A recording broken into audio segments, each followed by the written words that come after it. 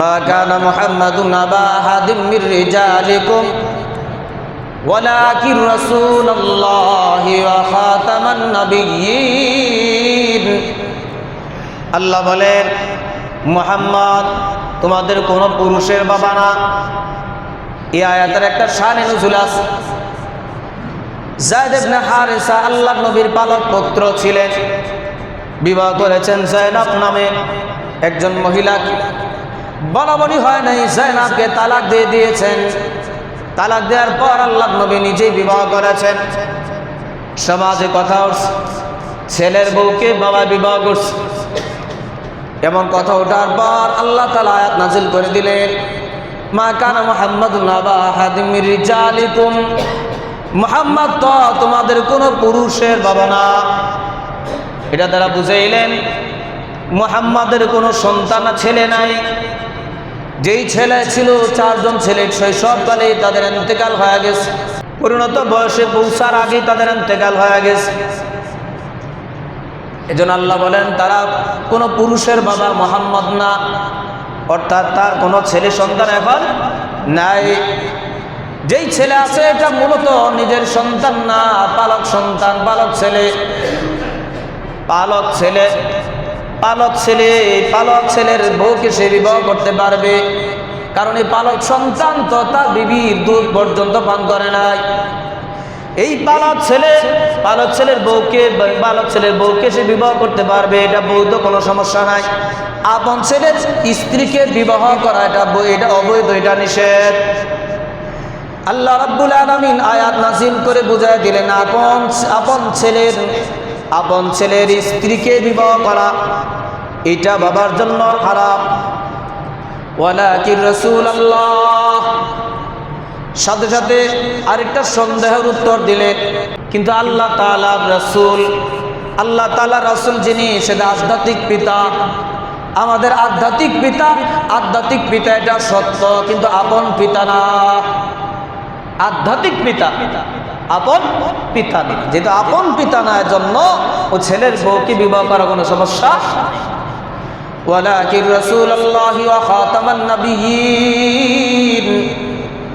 আল্লাহ পাশাপাশি বলেন আল্লাহ তাআলা রাসূল, শুধু রাসূলই না, বরং সর্বশেষ রাসূল। ওয়া খাতামান নাবিয়্যিন, এই সমস্ত নবীদের সর্বশেষ নবী। এই নবীর পরে আর কোনো নবী নাই, সর্বশেষ নবী। আমাদের নবীর পরে আর কোন নবী আসার সুযোগ। রাসূলুল্লাহ সাল্লাল্লাহু আলাইহি সাল্লাম বলেন, আনা খাতামান নাবিয়্যিন লা নাবিয়্যা বাদি। আমি সর্বশেষ নবী, আমার পরে কোনো নবী নেই। আর হাদিসে এসেছে রাসূলুল্লাহ সাল্লাল্লাহু আলাইহি সাল্লাম বলেন, লা তাকুমুস সাআহ হাত্তা ইউযহারা দাজ্জালুন কাযাবুন করিবুম মিন সালাতিন কুল্লুহুম ইয়াজামু আন্নাহু রাসূলুল্লাহ। রাসূল বলেন, কিয়ামত ততক্ষণ পর্যন্ত প্রতিষ্ঠিত হবে না যতক্ষণ পর্যন্ত 30 জন মিথ্যা নবুয়তের দাবিদার আবির্ভূত না হবে।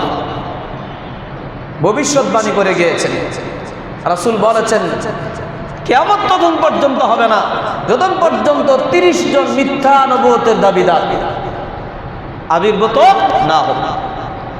রাসূলের যুগে মিথ্যা নবুয়তের দাবিদার আবির্ভূত হয়েছে। মুসাইলামাতুল কাজ্জাব, আসওয়াদ আনাসি, রাসূলের যুগেই এদের আবির্ভাব হয়েছে। আবু বকর সিদ্দিক রাদিয়াল্লাহু তাআলা আনহুর খেলাফতকালে মুসাইলামাতুল কাজ্জাবকে হত্যা করা হয়েছে। নবী দাবি করেছিলেন, আমাদের নবীর পরে আর কোনো নবী নাই। যুগে যুগে এভাবে নবুয়ত দাবি করে আসতেছেন, সামনে আরো হবে। এখনো একজন চলমান, মির্জা গোলাম আহমদ কাদিয়ানী।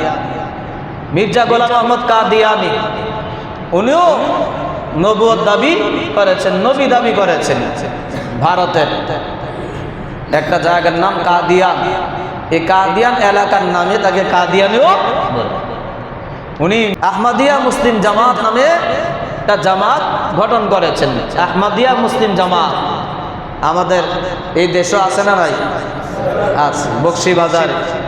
এদের মূল কেন্দ্র আমাদের বাংলার বকশীবাজার। আহমদিয়া মুসলিম জামাত, এরা মূলত মুসলমান না, দাবি করতেছে মুসলমান, মূলত মুসলমান না। কারণ যে আমাদের নবীকে সর্বশেষ নবী মানে না, তারা মুসলমান হইতেই পারে না, কোনোভাবে না। জন্য পর্যন্ত ওলামায়ে কেরাম, আমার ছোটকাল থেকে আমি দেখতেছি, ওলামায়ে কেরাম তাওহীদি জনতা আন্দোলন করে আসতেছেন। আহমদিয়া মুসলিম জামাত এই নামে যারা কাদিয়ানি আরেক নাম, তারা মূলত মুসলমান না। তাদেরকে রাষ্ট্রীয়ভাবে সংসদে, এমনকি সংবিধানে তাদের আইন করতে হবে যে তারা অমুসলিম। এই দেশে থাকা নিষেধ না, থাকতে পারবে না, অমুসলিম হিসেবে থাকবে। কারণ মুসলমান হিসেবে থেকে মুসলমানদেরকে ধোঁকা দেবে, এটা এই দেশে চলবে।